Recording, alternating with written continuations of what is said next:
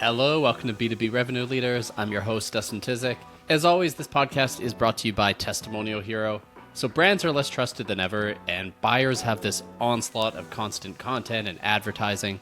So what Testimonial Hero does is they really help brands activate their customer stories in both written and video format to stand above that noise and avoid that content trap. Learn more at testimonialhero.com. On this episode, I'm joined by Tim Hillison, who is the founder and chief marketing officer at Entry Point One, and we're talking about the 3Ps framework. So what this is problem market fit, product market fit, and platform market fit. So let's listen to the episode. Hey, Tim, welcome to the show. Hi, Dustin. How are you? I'm doing well. How about you?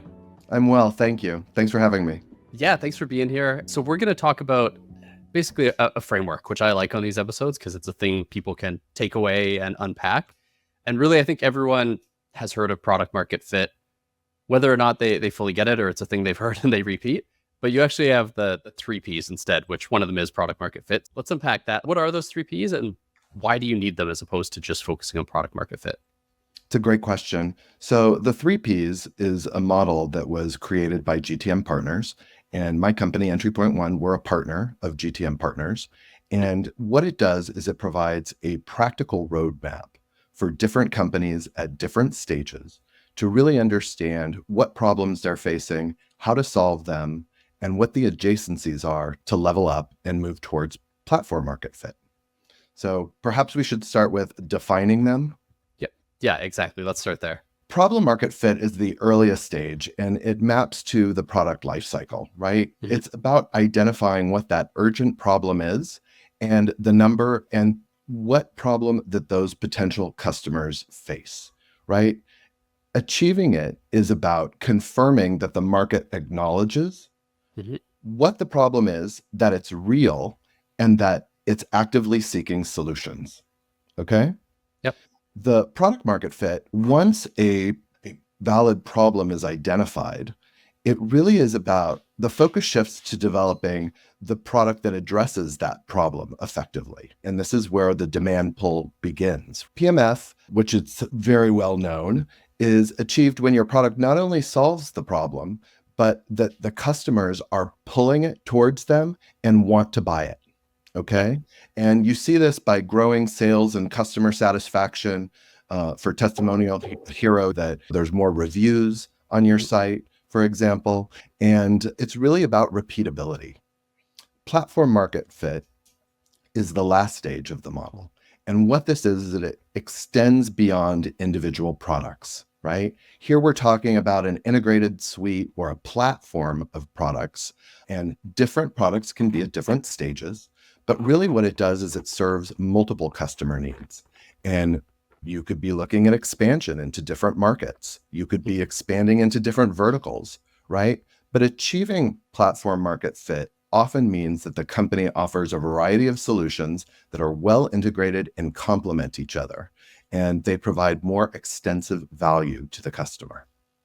Gotcha. So those definitions definitely help. I think having a concrete example, we can maybe walk through the stages would be good. And the one I'll pull here that I immediately thought of platform market fit is HubSpot, because we sell to marketers and salespeople, right? They all know HubSpot. And I remember, 10 years ago when they were marketing automation, and now they are everything and they've expanded. So maybe let's take them as an example. For their story, what do you think would be the problem market fit stage? And then what was their stage to get to platform market fit? One of the things, HubSpot's a great example, Dustin. With HubSpot in the early 2010s, right? Mm-hmm. It was a small business marketing automation platform. And they were talking about inbound marketing and getting the content out to people. But what they noticed in their executive team is that they were not achieving the revenue that they hoped to achieve. And so they pivoted and really redefined who their ICP was and started going after larger companies. And through that, we saw an evolution of their product suite so that it was offering more and more tools to these people. And revenue is not a very good marker for problem market fit or product market fit.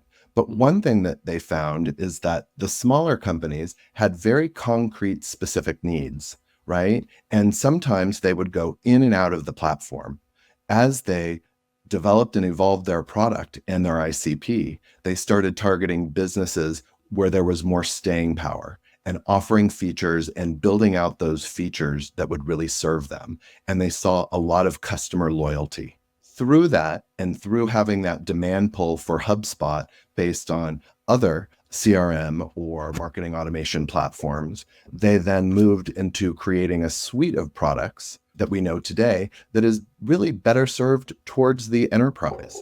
And a lot of those are from the HubSpot Sales Cloud or the Marketing Cloud, right? All of those different solutions that provide the enterprise with that hub of understanding where HubSpot's value is to them in their customer journey. Yeah, no, I think that really laid it out. And I think the problem market fit one, something you mentioned there is they pivoted. And almost, it seems like every successful company pivoted at least a few times at the start, probably trying to figure out what problem they actually wanted to solve. And like you said, revenue, it's too early to tell if that's a marker, because usually there's the family and friends thing, a few people try it. So right. What is that early indicator to look for on the problem market fit side?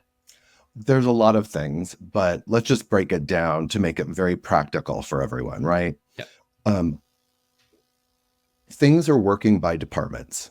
Okay. As the team is growing, it is an inefficient growth model, right? By design, you're trying to really understand who your customers are.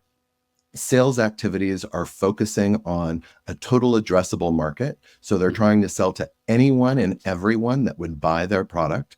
A lot of times we see that from different industry verticals coming out, but really sales team is iterating on that pitch and trying to connect with people, and marketing is trying to work with them to keep up.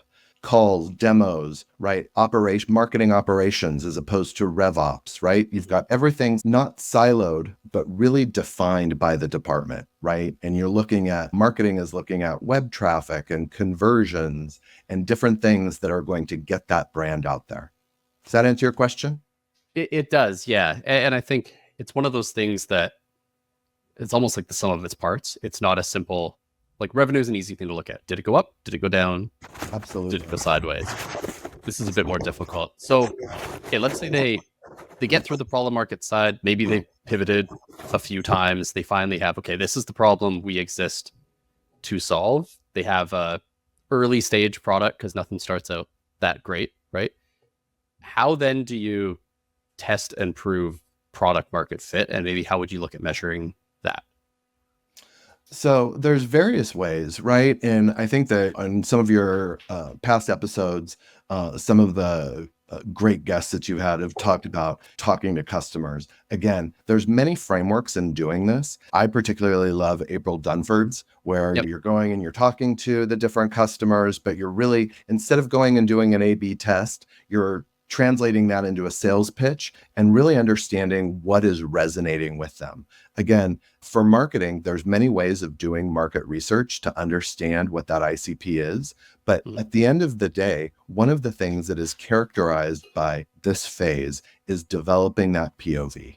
And so many early companies, they have to find that. And that is through sales, marketing, and if they have customer success, through customer success too. Because at the end of the day, revenue is a team sport, and go-to-market is precisely around aligning the revenue team. And that's product, sales, marketing, customer success, RevOps, and enablement.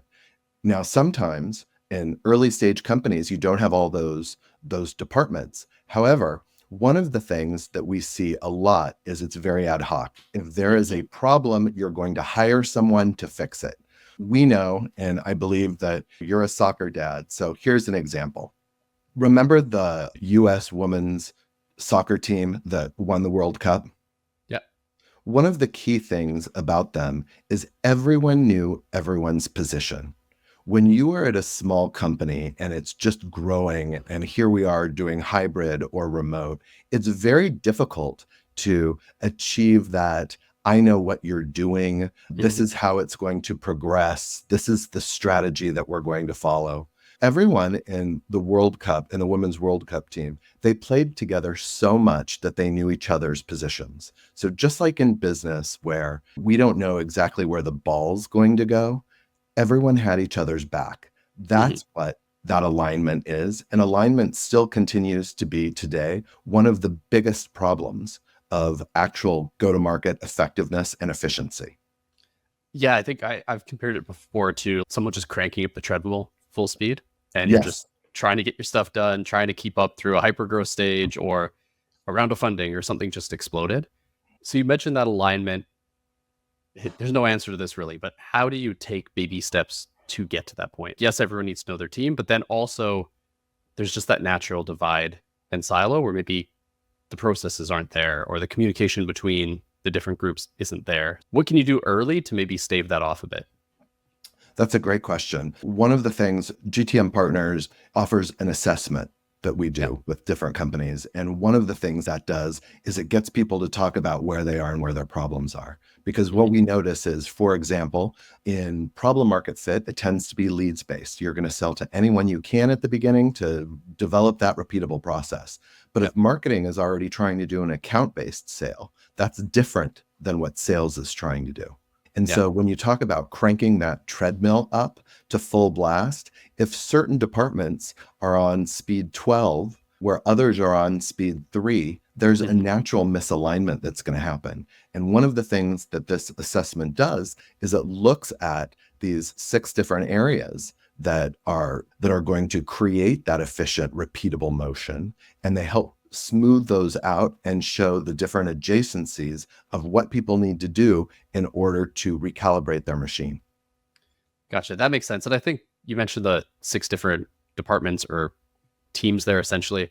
It's funny because I think a lot of people here go to market and they think marketing and sales, and they even neglect CS a lot of times and product. Like they just think marketing and sales. So I think that's where a lot of people are missing the boat is they're like, hey, we need customer success. And then they live on this island and they don't feel part of the team. Yeah, I think that's something more people should really focus on and probably take away from this a bit. I agree with that. I would say this too. Go-to-market has been around for a long time. It was characterized in the early 2010s with marketing and sales and being siloed, right? Yeah. Now more than ever, modern GTM is about that alignment.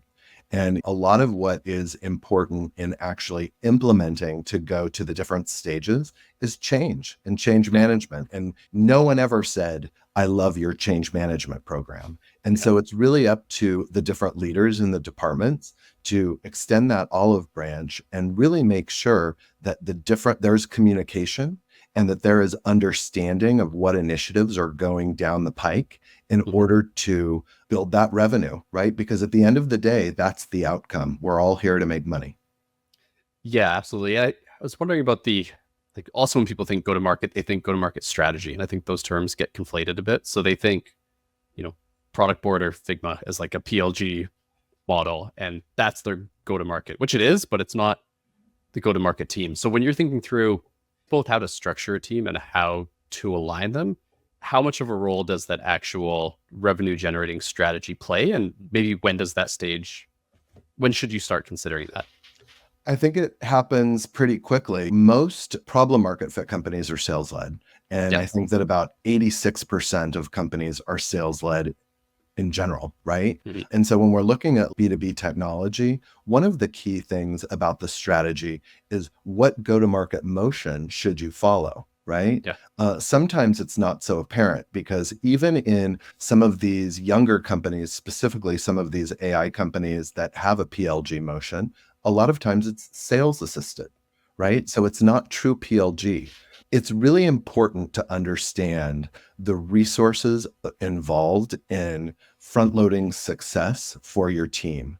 And one of the ways that we do it is we work with different companies to model out what those GTM motions would look like and what's needed to support them. And from the marketing point of view, right? Marketing is a black box to much of the rest of the company. But how do you actually choose the right channels in order to market your product? Because you could spend a lot of money that we saw in previous eras, right? Or you could be much more efficient and effective by understanding your audience and meet them where they are, right? And choosing those models, whether you're choosing, most people do outbound. There was a survey the other day that said that 3% do outbound, but 66% are dissatisfied with how it's working. So there's a natural evolution that needs to happen. How you do product-led growth, back to your question, and how it's going to be executed and what you need in order to drive the traffic to make that process repeatable is really important. And that needs to be modeled out before you just dive in, because even though we're all very familiar with fixing the airplane while it's in flight, there is a little bit of structure that needs to be put in place so that the team can work effectively, right? And that the team understands what the vision is in building out a go-to-market motion that is going to be durable and last for the company. Yeah, I really like to call it on the sales led side of, I think you said 86 or 80 something are sales led, and most aren't happy with their outbound motion. And my maybe pessimistic view of why people stick with it is because you can measure it. It's a very activity driven, numbers in, investors can see it on a like predictable revenue model, right? Which I don't know if it works as well, because it's so easy to do it poorly. And I feel like a lot of companies are doing it poorly, and my inbox is feeling that. And it's, yeah, that model doesn't work quite the same. So do you feel, or have you seen with your clients, more people pivoting to other go-to-market strategies to get off the ground as opposed to that email play? Definitely. One of the things that we're seeing a lot, and we're working with a lot of different companies on, is their partner-led growth go-to-market motion. Yeah. As that becomes more important, it's really a great way to form an ecosystem of adjacencies. Many of the point solutions that are out there right now do not operate by themselves or do not provide that value to the end customer by itself. And for instance, we're seeing where we've seen a lot of MarTech stacks deprecated and then re-stood up. There's a big trend towards integrated models that work across departments. But back to that partner-led go-to-market motion is that what we're seeing is that there's a lot of activation and the ability to reach new audiences that fit with that ICP. The danger is when your ICP has not been identified or it's very superficial. And then again, you do not have a strong POV for what that is. Yeah, so the partner thing is interesting because I think some people hear that and they think like referral, like a referral based strategy. But I would say like partner led marketing is almost something I've seen working better than the sales, right? Because you get in front of the shared audience. Like just for an example there, we've been trying to do a little bit of that with, Laudable, or we partner with User Evidence, where they solve similar problem market fit, right? Like we solve the same kind of problem, but in a very different way. So is that kind of the thought process there when you're thinking who to partner with, is adjacent companies that serve the same ICP, or is it more of a referral play? It does depend on where you operate, your industry, your category, and your product. But there's many different types of partner programs, from affiliates to referrals to channel to strategic, right? And it really depends again on the company. But for example, a lot of the different enterprises that we're working with, if they're going down market or if they're expanding into new geographies, it's a much easier way to take their brand and their reputation and partner with someone who's strong within that market and build audience and value for the customers through a joint offering. Yeah, no, exactly. We've seen a lot of that in the market, right? That seems to be a growing trend there. So I do want to maybe wrap it up with one question that it's come up actually on a few episodes of, I think I had someone, I don't know it was released today actually with AJ Bruner, founder of QuotaPath. And his advice was don't build a software company right now, because it's too easy to build a software company and there's a lot of competition out there. So I would imagine your viewpoint might be a little bit different and it would be a focus on problems, but I'd love to hear your thoughts there for people who are listening and maybe thinking, hey, I want to start my own company soon and figure out what to solve here. I think that, first of all, it's a great article, and I loved his perspective, but his perspective is designed to be provocative as well, right? Yeah. There are a lot of problems in this world that we can still solve with software, right? I think that Anthony Pieri on the show was talking about how so many analytics companies are out there. For example, I have a client right now who is working on simplifying AI pipelines for data scientists, right? That's something that really has not been tackled. So I think that there's always a better way to do it. But then again, you've got companies that have tried, for instance, the company Gated, right? Mhm. It was great that everyone suffers from a big email box. And so if you don't know them, they're going to go and they're going to pay a little money to a charity of your choice so that you will read their email. Unfortunately, they went by the wayside. I think that Mhm. there's still a lot of room to improve on the services that we do. I think that there's a lot of people who are powering their businesses. And I think one other thing, all companies today are technology businesses. And so right therein lies the answer to what I think. I think that there's still the opportunity to do it. I think it's Mhm. much more sophisticated, and it's not if you build it, they will come. The field Yeah. of dreams really never really existed in software. And so we need Mhm. to be purposeful and really focus on the value that our software delivers to the end customer, not only now in their current stage, but in their future stages as well. Yeah, I think that's a good way to wrap it up because the future stage as well, you tied it into platform market fit there and thinking how the company grows and scales. So I know you've written articles on this. You talk about this a lot. If people want to either connect with you or just learn more about this, where should they go for that? Thanks, Dustin. I think that the easiest way to connect with me is on LinkedIn. So just hit me up. I'm usually pretty active and Mhm. look forward to some conversation about it. Cool. So for listeners, we'll include that link. And Tim, thank you. It was great chatting with you about this. Really appreciate it. Thanks, Dustin. Thanks for listening to this episode. My key takeaway is just around this concept of problem market fit and how it's the precursor and a necessary one for product market fit. So everyone, they jump right to product market fit. It's become a bit of a buzzword that people talk about, don't fully understand. But what I like about this 3Ps model is it helps you break it down into more of a practical roadmap that companies can follow as they scale. If you enjoyed this episode, head on over to Apple Podcasts or Spotify and leave us a review. I'll be back next Tuesday with a new episode.